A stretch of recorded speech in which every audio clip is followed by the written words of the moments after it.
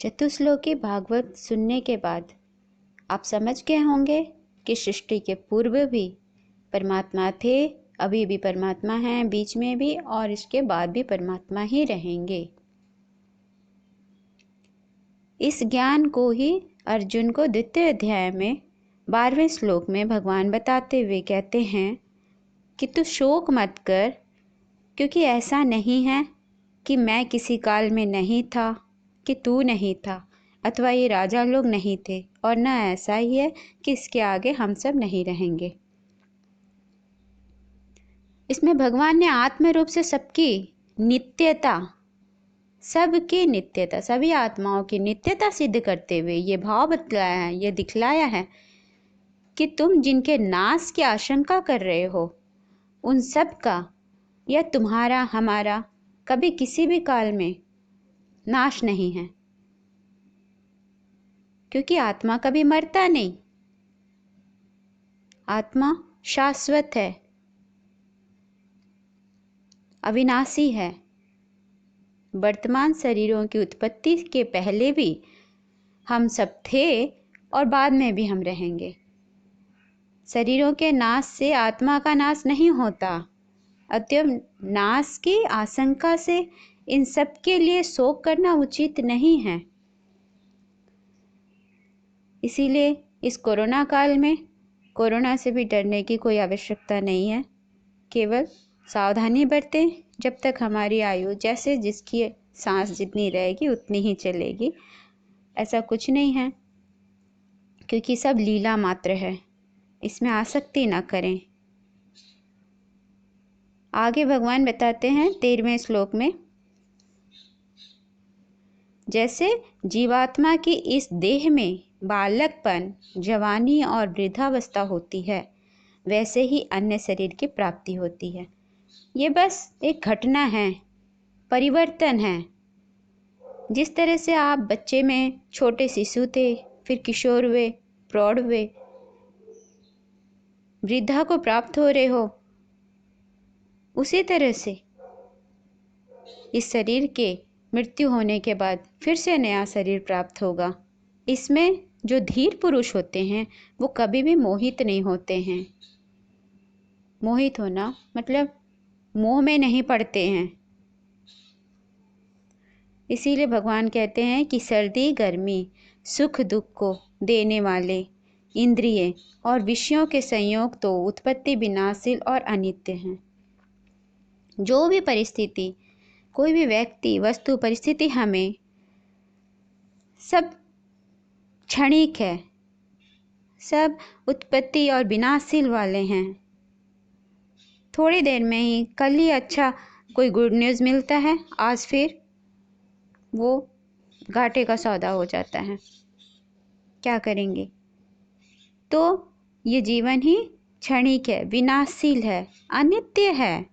इसीलिए हे भारत, तू उसको सहन कर।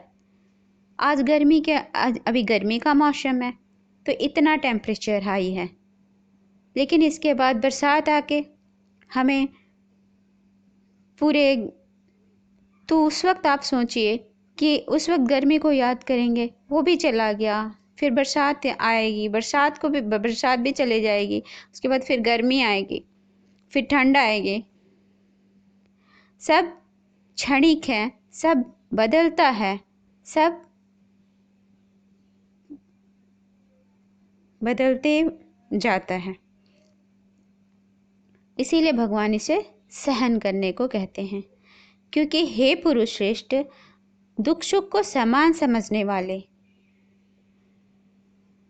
अर्जुन को बोलते हैं कि दुख सुख को जो समान समझता है वो धीर पुरुष, वो ज्ञानी विवेकी पुरुष, जो अपने इंद्रियों और विषयों के संयोग से व्याकुल नहीं करते। उनको उनके इंद्रिय और विषयों के संयोग व्याकुल नहीं करते। मतलब ज्ञान होने के बाद, विवेक होने के बाद कभी भी कोई इच्छा, कोई अतृप्ति ऐसी चीज़ नहीं होती, क्योंकि सबकी क्षणिकता, क्षणभंगुरता का हमें इतना ज्ञान हो जाता है कि हम किसी विषयों के लिए, किसी विषय के लिए, किसी भोग के लिए लालायित नहीं रहते। उसे पसार होने देते हैं, जाने देते हैं, उसके लिए व्याकुल नहीं होते हैं, तड़पते नहीं हैं, अपने मन के गुलाम नहीं होते हैं, मन के मालिक हो जाते हैं, वही पुरुष मोक्ष के योग्य होता है, भगवान कहते हैं। 16वें श्लोक में बहुत सुंदर श्लोक है। नासतो विद्यते भावो ना भावो विद्यते शतः, उभयोरपि दृष्टो अंतस्त्व योस्तत्वदर्शी भी। असत वस्तु की तो सत्ता नहीं है। भगवान बोल रहे हैं कि ये जो असत वस्तु है, जो सत्य नहीं है, वो असत वस्तु है। जो हमें दृश्यमान हो रहा है, सृष्टि में जो पैदा हुआ है, वो क्षणिक है, वो मरणशील है, वो असत वस्तु है। चाहे वो देह हो, शरीर हो, चाहे वो कोई वस्तु हो, चाहे कोई परिस्थिति हो, सभी उसकी कोई सत्ता नहीं है। और जो सत्ता जिसकी है वो तो आत्मसत्ता है, और वो तो उसका तो अभाव ही नहीं है।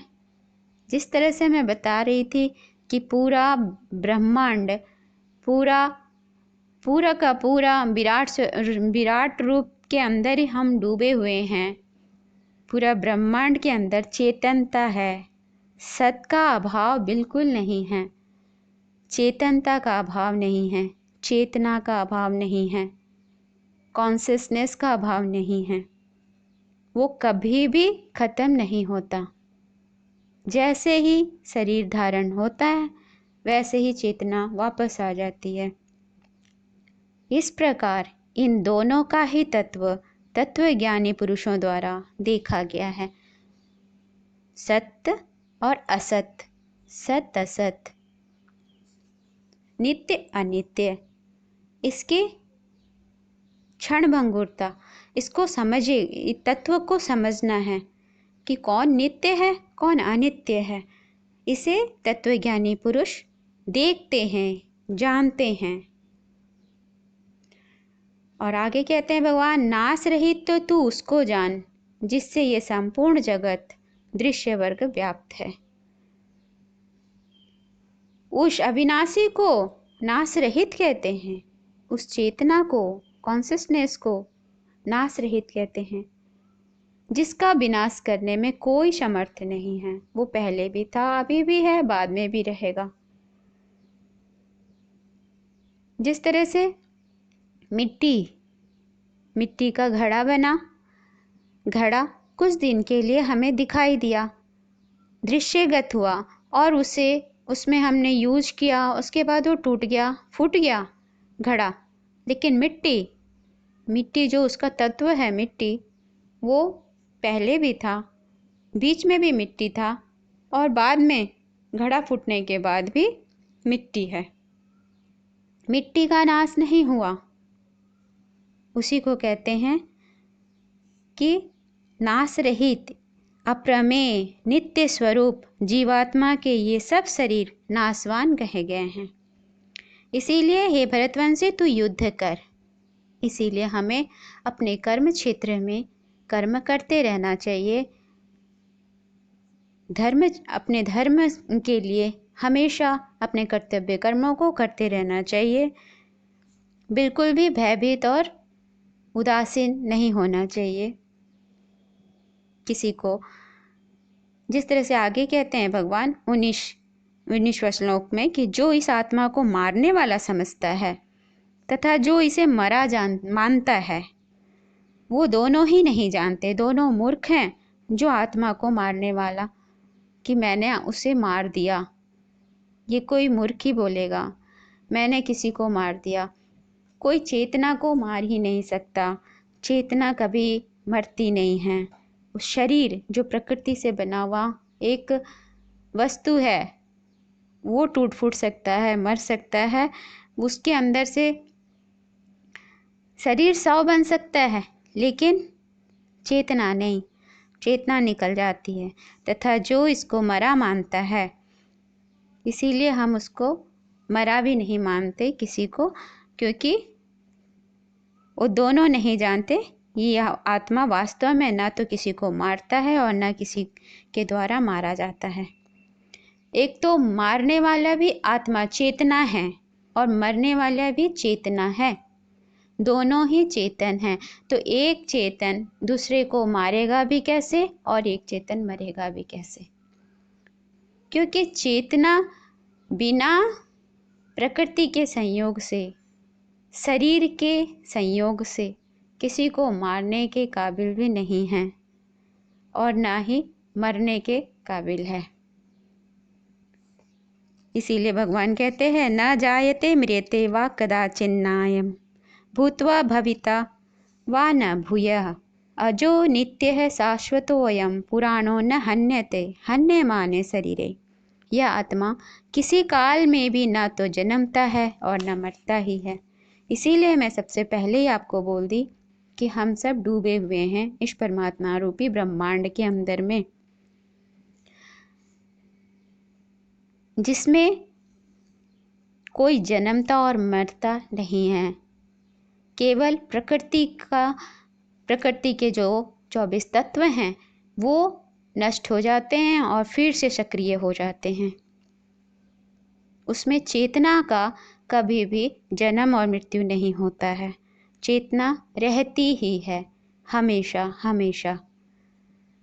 न यह उत्पन्न होकर फिर होने वाला ही है, क्योंकि यह अजन्मा है, नित्य है, सनातन है, पुरातन है और शरीर के मारे जाने पर भी यह नहीं मारा जाता है। हे पृथापुत्र अर्जुन, जो पुरुष इस आत्मा को नाश रहित, नित्य, अजन्मा और अव्यय जानता है, वह पुरुष कैसे किसको मरवाता है और कैसे किसको मारता है। ये तो बिल्कुल ही वैसे हो गया जैसे पुराने मनुष्य जब पुराने वस्त्र को त्याग कर दूसरा वस्त्र ग्रहण करता है, वैसे ही जीवात्मा पुराने शरीरों को त्याग कर दूसरे नए शरीर को प्राप्त होते हैं।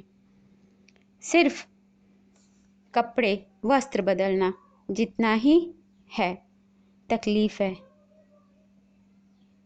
इस आत्मा को नैनम छिन्दन्ति शस्त्राणि नैनम दहति पावक न चैनम क्लेदयन्त्यापो न शोष्यति मारुतः अच्छेद्योऽयं दाह्योऽयं क्लेद्यो व शोष्य एव च नित्यः सर्वगतः स्थाणुरचलोऽयं सनातनः अव्यक्तोऽयं चिन्तयोऽयं विकार्योऽयमुच्यते तस्मादेवं विदित्वेनं नानुशोचति तु मर्हसि।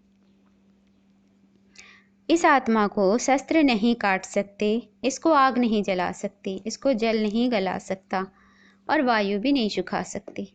आप समझ गए होंगे, बहुत सरल है, कहीं कोई तकलीफ नहीं है कि समझ में ना आए। आत्मा को समझना, चेतना को समझना, क्योंकि यह आत्मा अछेद्य है, अदाह्य है, इसको जला नहीं सकते, अक्लेद्य है, इसको सुखा नहीं सकते हैं, अशोष्य है और आत्मा नित्य है, सर्वव्यापी है, अचल है, स्थिर रहने वाला और सनातन है, आज का नहीं है, ये बहुत ही पुरातन है।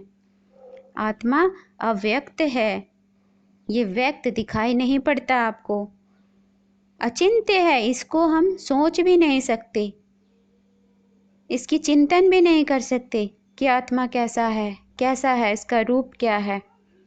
और यह आत्मा विकार रहित कहा जाता है।